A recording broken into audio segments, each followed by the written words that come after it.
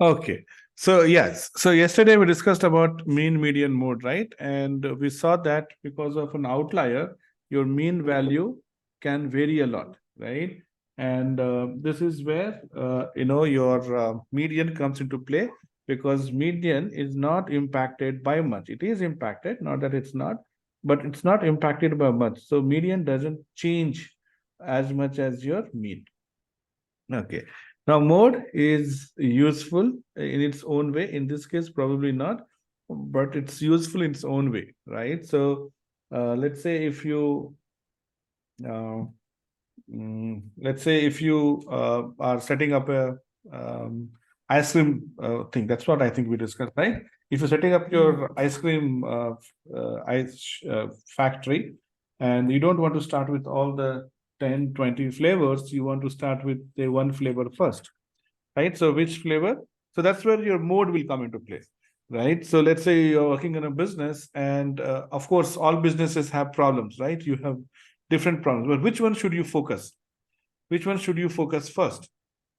So that's again is reflected as part of your mode, right? So mode will tell you which one or which uh, is like, so the one that is appearing maximum number of time, right? So let's say in a day you come across certain problem maximum number of times. So that would be your first um, uh, point, or that is your first thing that you would want to address it, isn't it? So that is your mode. That is the importance of mode in business. Now, then we spoke about two different examples. We spoke about showroom one and showrooms two, and we said that mean might be same in both the cases, right? So here mean is exactly 7.8 in both the cases, but what is difference is the range. Range is 12 in first case, is 19 in second case, right here. So it says that, okay, first business is it has less variability in the process, and second business has more variability in any process. Okay, we expect the variability to be less. Okay, so when variability is more, it becomes less consistent, very difficult to predict. Okay, less consistent, very difficult to predict. So when you have, like in machine learning or data analysis, when you compare the process, we always look for process which is more consistent, which has less variation, less range, less variance and standard deviation. So we will see how to calculate. So we saw range, we'll see how to calculate variance and standard deviation now. So let's say this is your mean, right? And so what we do is we calculate the square difference. Okay, difference will tell you how much is the difference between, okay, let's say how much is the difference between each value with respect to your mean, how far they are away from mean. That's what it tells you, right? So if you copy it, you get the difference between two variables, two values. But okay, what happens here, negative and positive will cancel out, and you see sum is minus 11. In fact, it should be much more than that, because see, if you're deviating, either you're doing before or after, both before or after, both are problem, right? But let's say if you have one, it's like you make two mistakes and you say, oh, these mistakes are canceling out, right? So if I promise you that we will do at 7 o'clock, and I come at 6 one day, I can come at 8 o'clock one day, you can see the average cancels out, right? But that's not the thing. Both the cases, I have deviated from the process, or from our standard process by 1 hour. So we need to get rid of that negative sign, right? Because as I said, minus and plus will cancel out, which is not what we want. We don't want them to cancel out. So if you don't want them to cancel out, okay, so before you add them together, we need to square them, because to that's the way to make your negative value positive, right? So that way all will be positive. So what we do here, okay, we multiply, okay,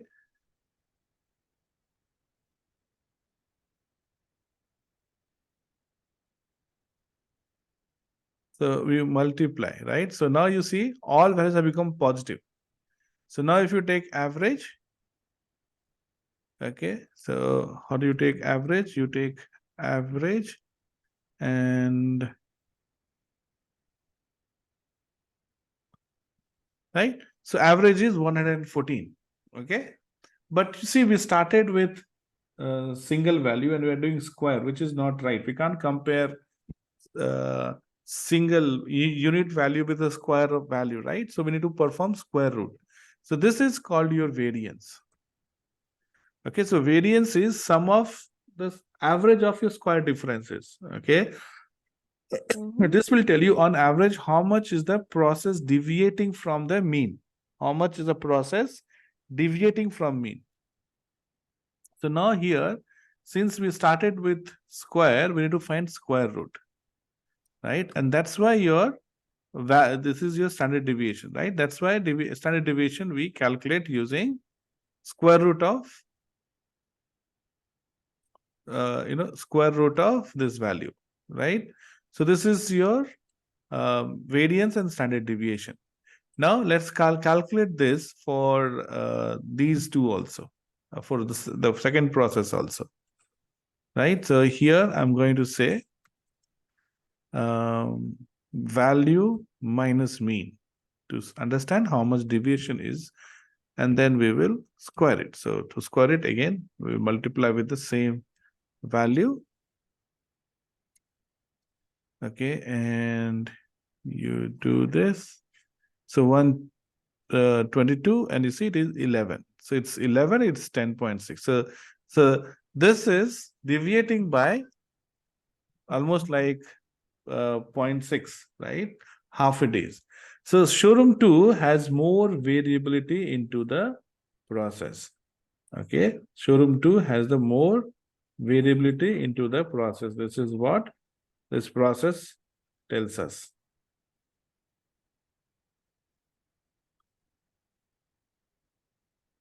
Right? Okay. So this is about your range, variance, standard deviation. Now, what is IQR? Now, see, median divides a data set. Let's say if you have your data set in this fashion. So what does median do? Median will divide it into half. So median will tell you, okay, this is one half and this is another half.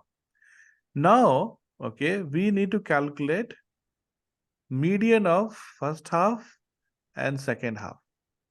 So if you talk about this becomes median for first half, or this will divide the data into, okay, this probably may not be good. Let me copy this one here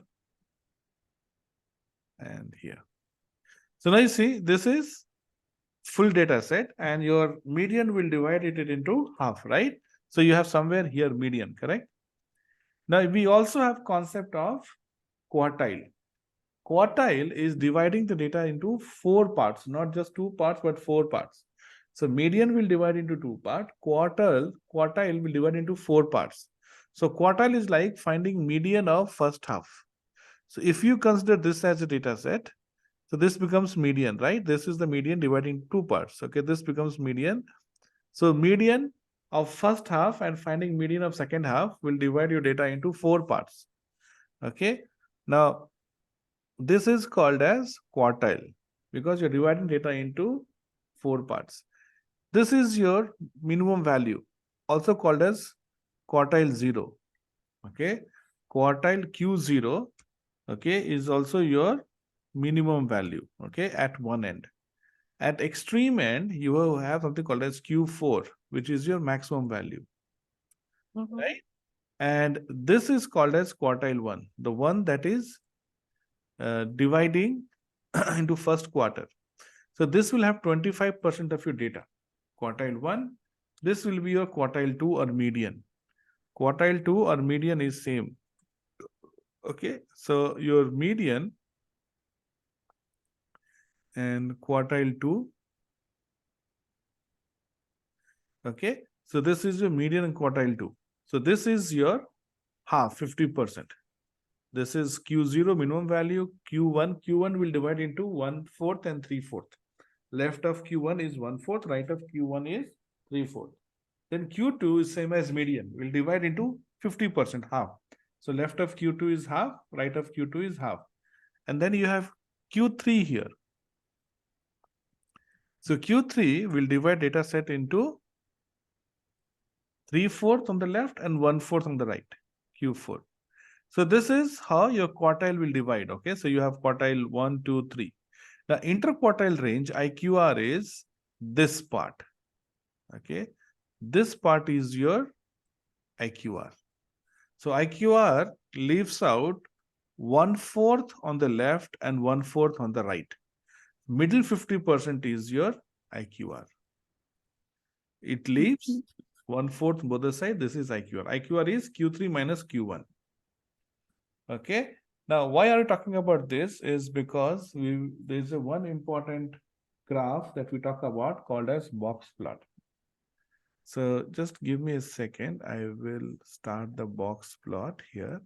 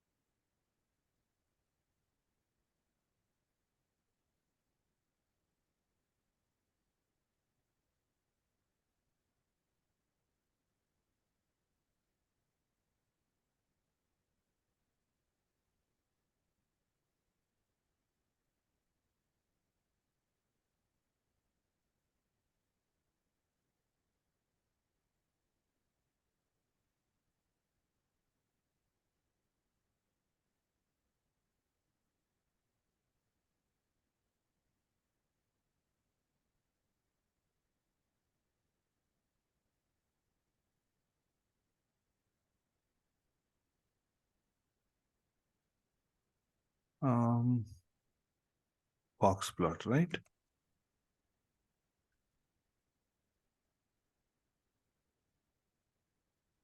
Okay.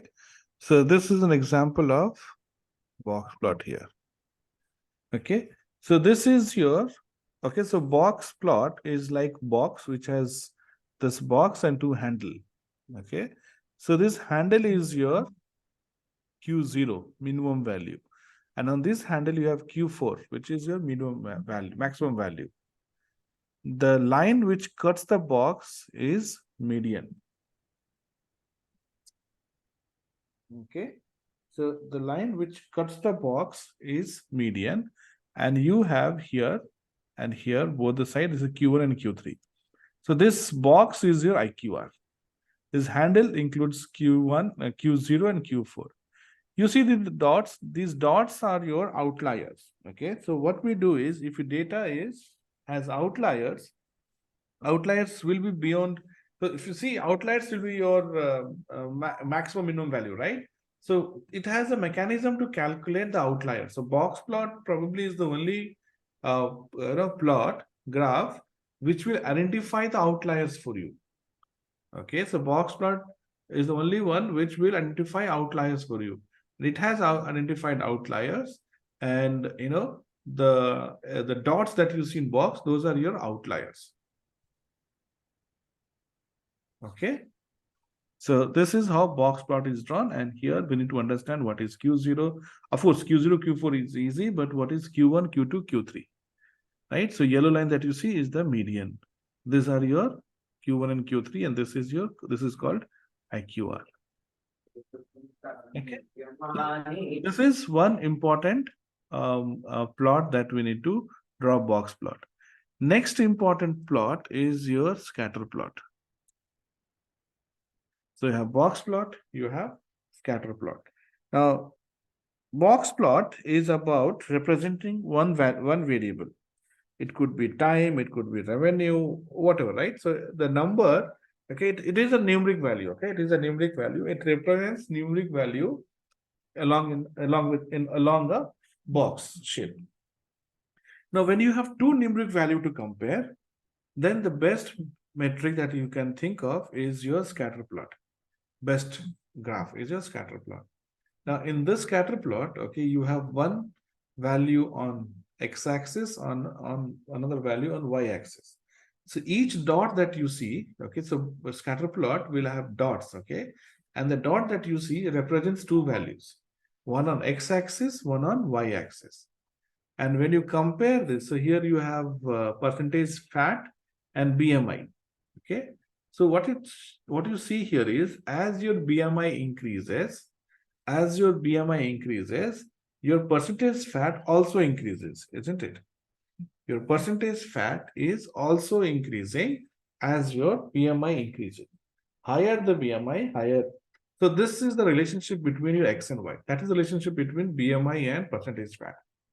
Okay, so as you know, that's called correlation. Okay, so scatter plot will talk about correlation. When you want to see, okay, you know, doing something, does it impact on something else? And with this, there's something that I'm talking about, both has to be numeric value. Then the scatter plot. Okay, now in this case, we say it is positively correlated. Positively correlated means as you increase X, your Y also increases.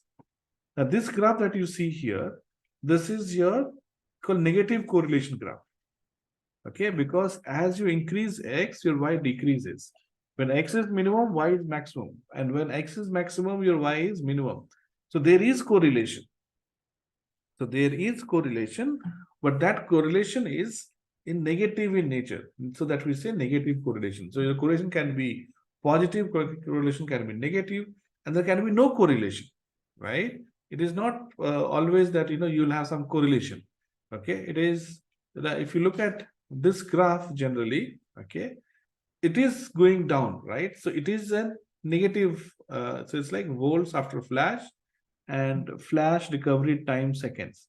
So if you see overall, it's kind of following a negative trend, right? Okay, but the dots are very far off. So we say there is correlation, negative correlation, but weak correlation.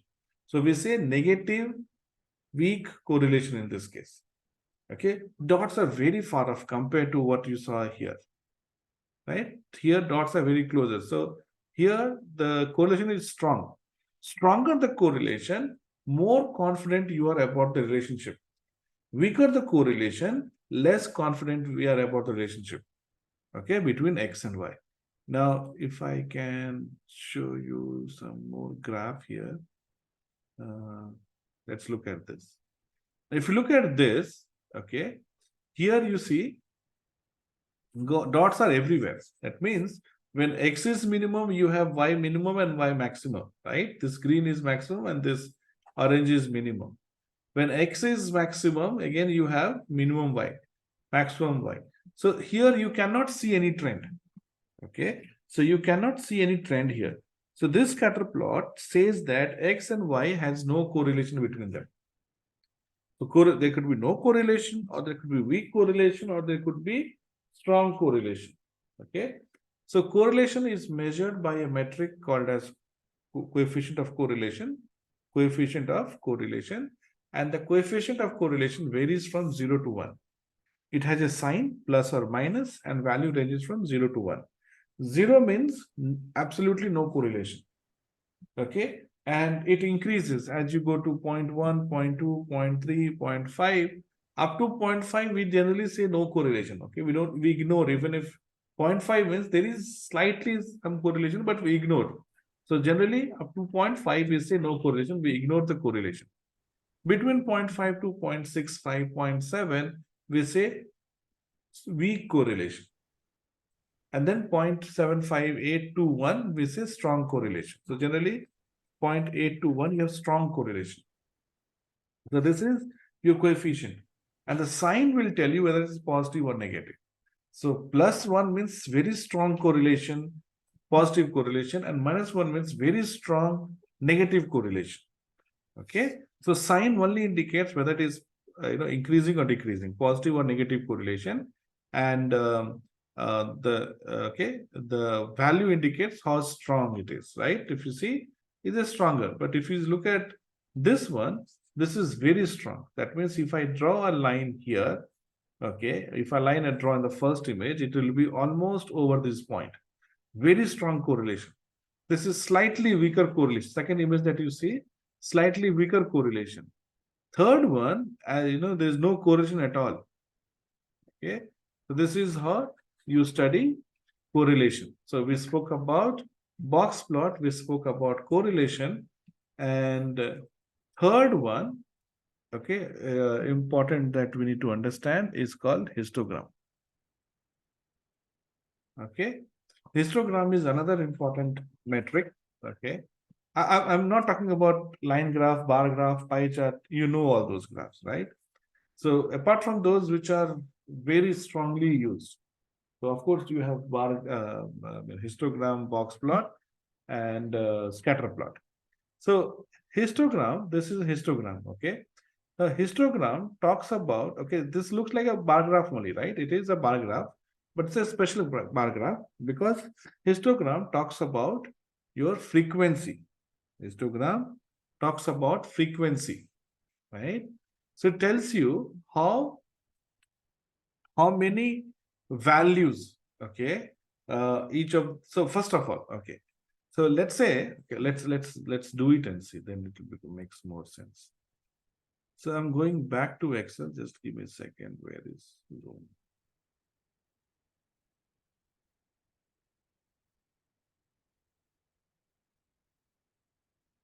Okay. So now let's say you have values like 3, 2, 5, 6, 7, 11, 12, 21, 22, 23, 24, 29, 32, 38, 40, 48, 51, 55, 59, 70. Okay, so let's say these are values, and I've just created maybe some 20 values, but you can have more than 20. Of course, you can have thousands of values. Again, histogram. So see, scatter plot is to show relationship between two variables, correct? Your box plot talks about relationship between one variable.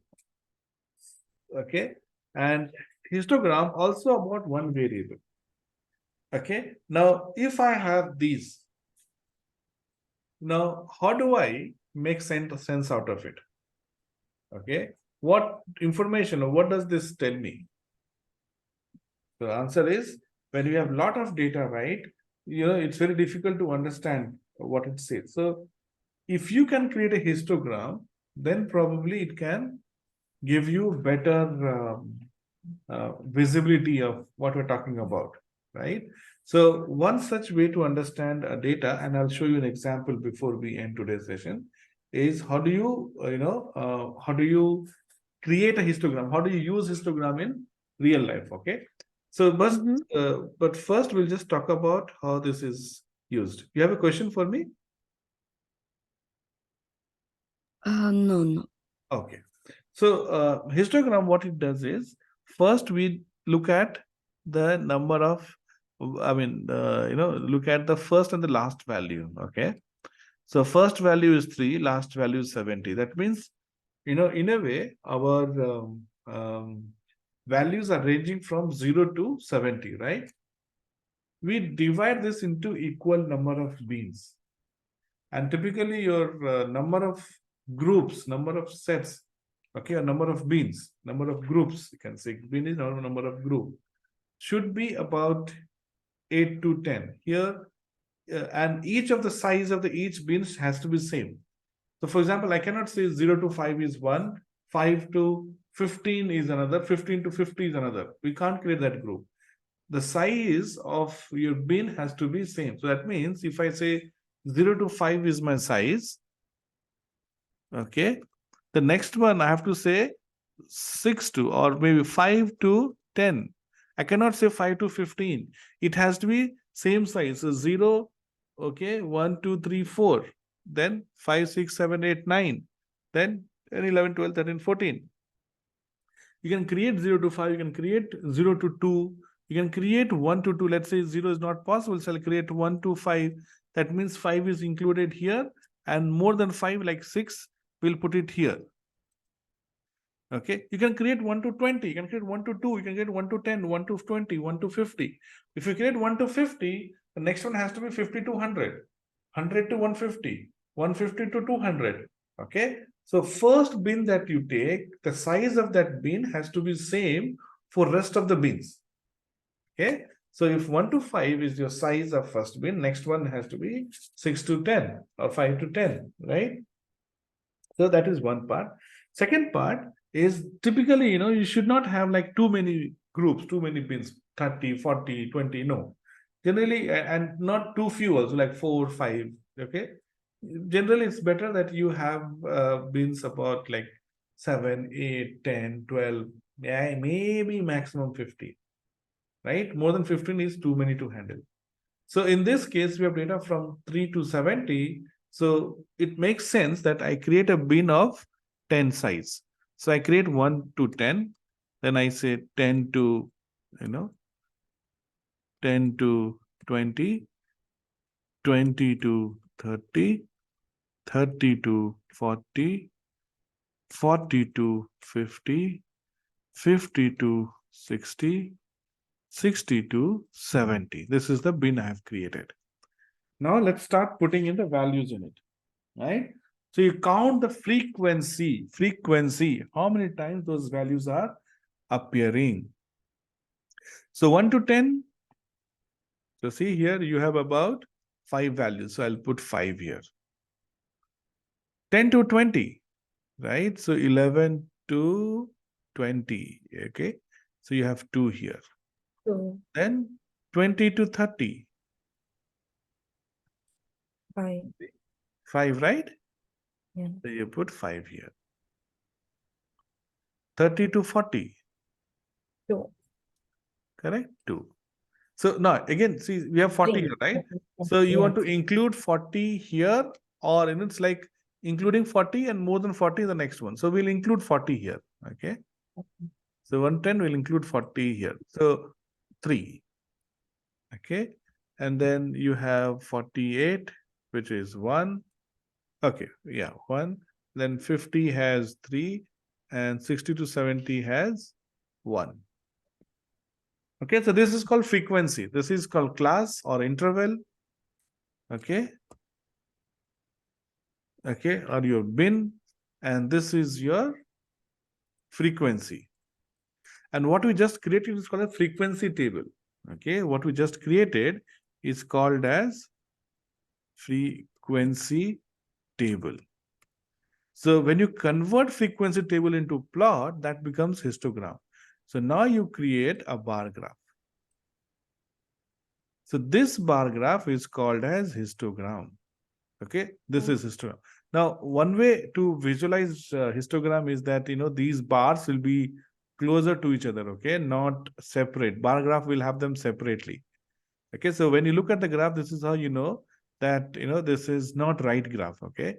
It is bar graph and there's a gap between these two. Your histogram graph will be continuous, okay.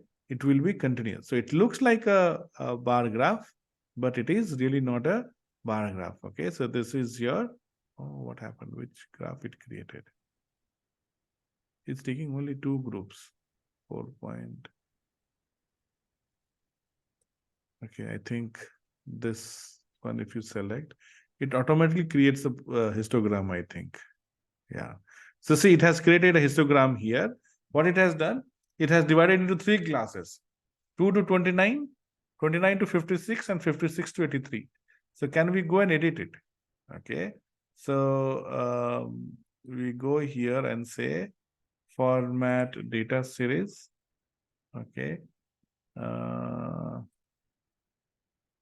Width. Wait. It should be able to edit it. Anyway, doesn't matter because we will do it differently. Add data labels. So it is automatically, see, so it is automatically added, 3 classes, but this is histogram, okay? You see, it's all continuous. Okay, it's continuous. So this is histogram. I'm sure there is a mechanism to edit it. Okay, I'm not sure how to edit.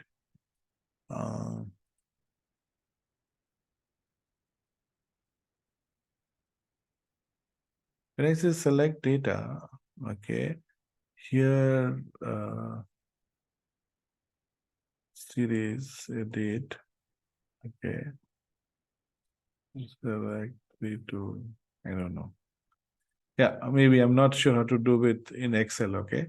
I generally use other software for creating histogram, but that's okay. So it has created, okay.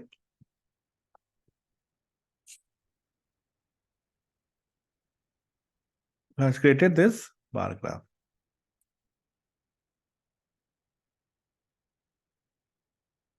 Okay. So I'll take an example, okay, and then we'll talk more about how bar graph is used, okay, as histogram is not bar graph. Histogram is used.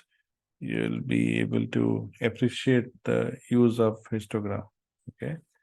Very useful metric.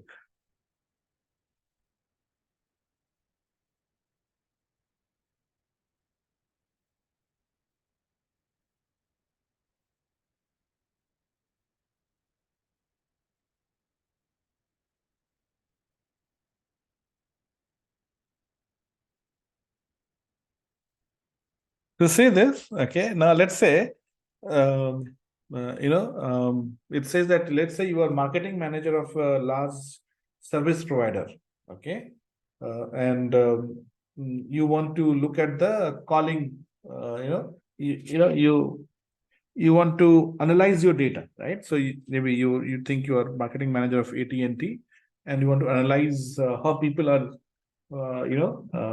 using your service.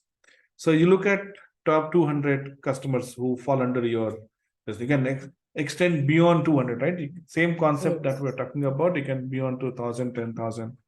So it says that 200 customers, and these are the usage. $42.19, $38.45. Let's say these are monthly data. Now you have 200 data, right? How do you analyze it? How do you make sense out of it? So as a marketing manager, what you do is first you convert this into histogram. So you'll say, okay, 0 to 10, 10 to 20, 20 to 30, 30 to 40, 40 to 50, so on. Okay. And you see that between $0 to $10, you have 60 customers. $10 to $20, you have about 35 maybe. 20 to 30, you have about 20 customers, right? So you have seen this is, so this is, see, your visualization is only one part of your analysis, right? It just tells you what data is. Okay, it will only show you. It's like mirror, I say. Okay, mirror will show you the data, right? But what you understand or how you take it forward is your business knowledge. Okay, so this is the end of visualization. Okay, visualization is end of visualization. But how do you take it forward? What does it mean for you? Okay, so what we do here, okay, as a marketing manager, you can divide this into three groups. See here, you have a lot of customers here, right? Almost like 50% of customers using 0 to 30. And then you have about 30% customers using 75 or maybe 85 to 120. And you have minimum customer here. So, okay, so first you create histogram and then you say, okay, let me divide this into three groups. So first group are the customers who are using a lot of, or they are high usage customer. Second group is very low usage. And third is, high value. These customers are making, or, um, they are using your network more, right? They're paying more bills. They're paying $100, $120 per month. So now you tell me you got this idea. Now what should you do? What will you do as a marketing manager? What action will you take on this?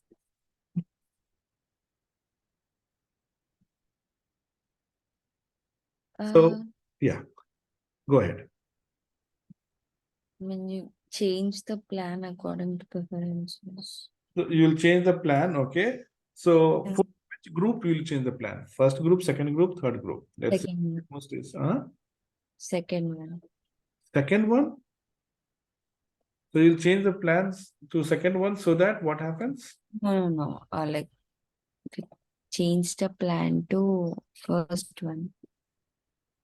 No. So okay, so let me use. Okay. So this is your first group, right? This Yeah. is second group. This is third group. So you're Yeah, saying the second one is low, right? So I want. so there are people who are so this is bill amount, right? $40 to $60, $80. Okay. Okay. So this is your um, bill amount, and this height represent number of people.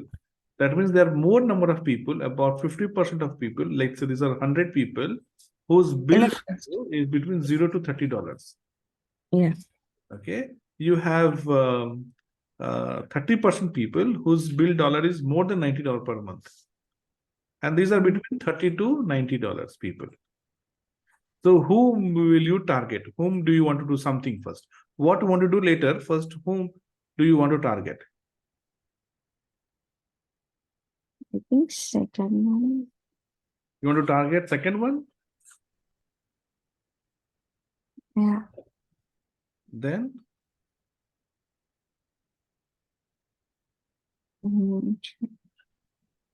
Actually, we can target first group of people also to buy, like, to change their plan or something. so change the plan for what? The second one.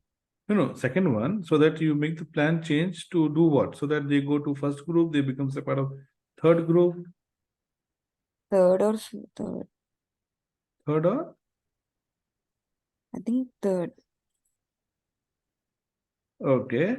Now suppose okay Okay. your bill amount okay increases becomes twice. What will you do first?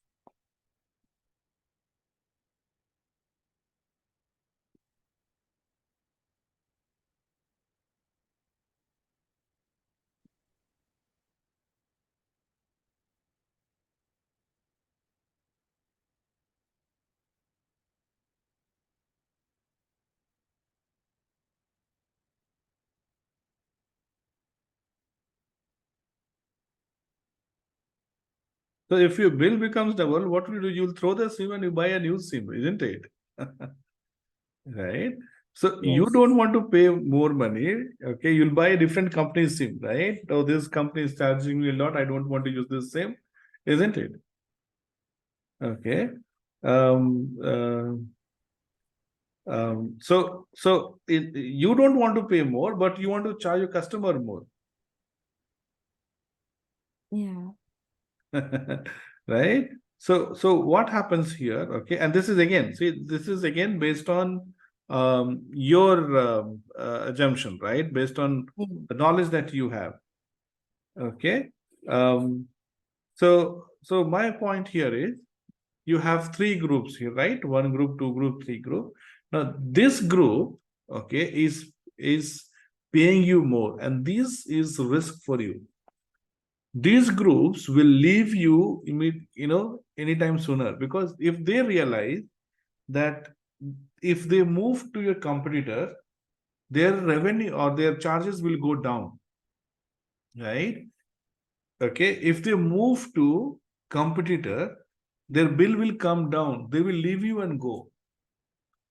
Now see, if it is part of a retailer, then what you want to do, probably you want to move these people here and move these people here. You want them to spend more money with you. You want them to buy more things from you. But in telecom, okay, this is reverse. Okay, you want to move this to this group. You want to move them to this group. Why? Because tomorrow, if somebody comes out with better plan for these guys, they will leave you and go. So that's what your action, okay, it changes based on the business, okay. So in this case, probably, okay, and this is my assumption, right? And you can correct me. My assumption is that you will want these people to move to the second group, not pay them more, okay. Okay, and that's why when you try to recharge option, right? When you recharge your mobile phone, they have a lot of options, right? 1 day option, 10 days option, this network, that one, so much of usage, MB, GB, right? Why they create so many plans? Because they want to target all kinds of customers. There could be a customer who's heavy talking, for them, it's okay, you pay us $200 and you get entire 6 months, 3 months free, whatever. There could be someone who's looking to make call for just 1 day. So they have different plans for everyone. Okay, that's the reason telecom providers have created so many plans. I mean, when you go to recharge, you'll see so many plans, isn't it? Why don't they have just one plan? Right? If you go for your TV connection and things like that, they'll have only one plan, isn't it? They don't have 10 different plans. But Yes. telecom will have so many plans So, because they want people to use or keep their bills as low as possible. Because it's so simple, right? You disconnect your connection and buy from somebody else. You can easily, the switching is so easy from one provider to another provider, isn't it? So tomorrow, if you realize that your telephone bill will come half if you move to company B, you will switch easily, right? That's why their job is to tell you, okay, that you should you should change the plan. I remember like 10, 12 years back, I had Airtel SIM here. They used to send me an email, okay, saying that, you are this month, based on this month's usage, we recommend you to move to this plan. Okay, so that your charges would reduce. I don't know if they still do it, but I remember they used to in the bill they used to have that. You are in the best plan, or they'll say you are in the wrong plan. If you move to this plan, your charges will be reduced by 10% or 20%. They used to say that because they want you to spend less with them so that you'll stay with them for more time, right? And if these 30% customers leave you, imagine the kind of loss that your business will have, isn't it? So the point I'm trying to make is, as a and data analyst, your job is only to create this histogram. But as a business analyst, that's how you will make sense out of the graph. Okay. yeah. So today we'll stop here.